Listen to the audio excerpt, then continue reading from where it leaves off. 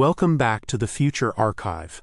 Today, we examine archived broadcasts from June 25, 2026, a day when technology's promises clashed with reality, and society began fracturing along new lines. We'll cover an overpriced gaming console, a disc-less game, a lawsuit that foreshadowed big tech's reckoning, a quantum computing scandal, and the moment air conditioning became a political battleground. The first story.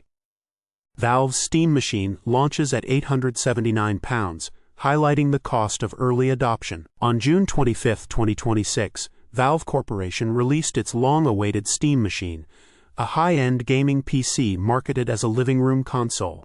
The device launched with a price tag of £879 in the UK, a figure Valve justified by citing the cost of high-end components, including a custom AMD processor and NVIDIA graphics card. The Steam machine was designed to bridge the gap between PC and console gaming, running Valve's SteamOS and offering access to its vast library of games.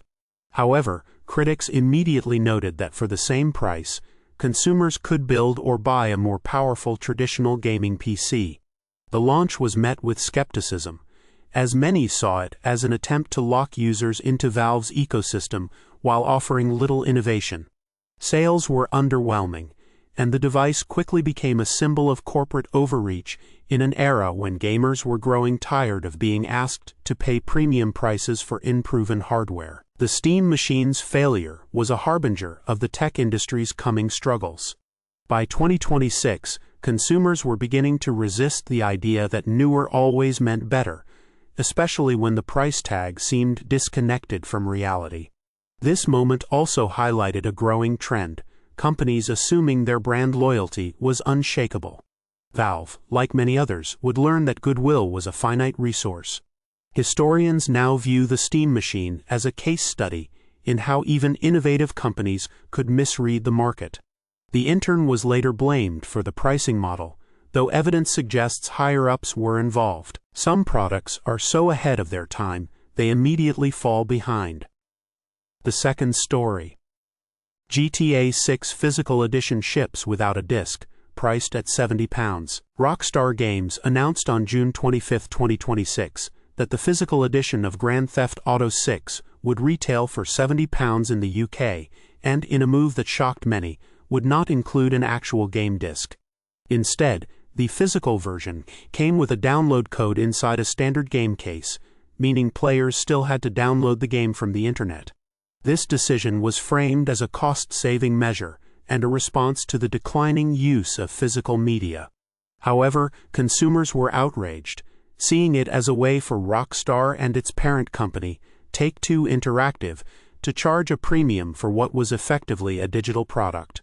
The £70 price point was already controversial, as it set a new high for AAA games, and the lack of a disc made it feel like a step too far.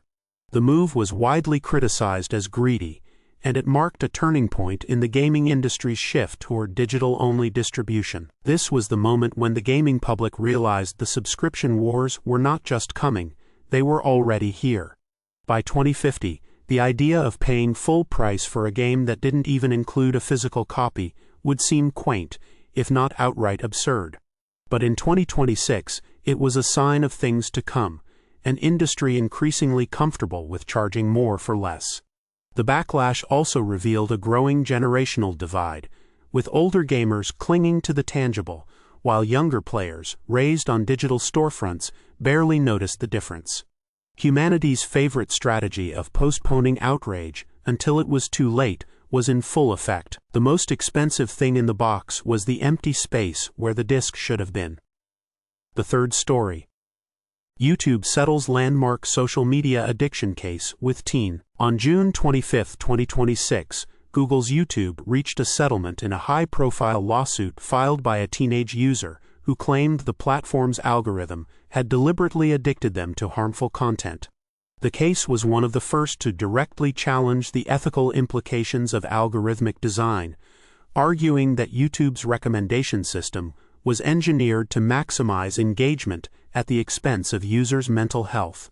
While the terms of the settlement were not disclosed, legal experts noted that the case set a precedent for holding tech companies accountable for the psychological effects of their products. The lawsuit drew attention to internal documents revealing that YouTube's engineers had long been aware of the addictive nature of their algorithms, but had done little to address it. The settlement marked the beginning of a wave of similar lawsuits against social media platforms. In hindsight, this case was the first domino to fall in what would become a decade of reckoning for big tech. By 2050, the idea that platforms could operate without regard for their users' well-being seemed as outdated as dial-up internet. The YouTube settlement exposed a fundamental truth, that the attention economy was built on a foundation of exploitation, and that foundation was beginning to crack. Safety committees were formed in response, though their effectiveness was as ever questionable. The great spreadsheet crisis of 2028 would later reveal just how little these committees actually did. The algorithm knew what it was doing. The people running it claimed they did not. The fourth story. Scientist publishes paper casting doubt on Microsoft's quantum computing claims. A paper published in Nature on June 25, 2026, by Dr.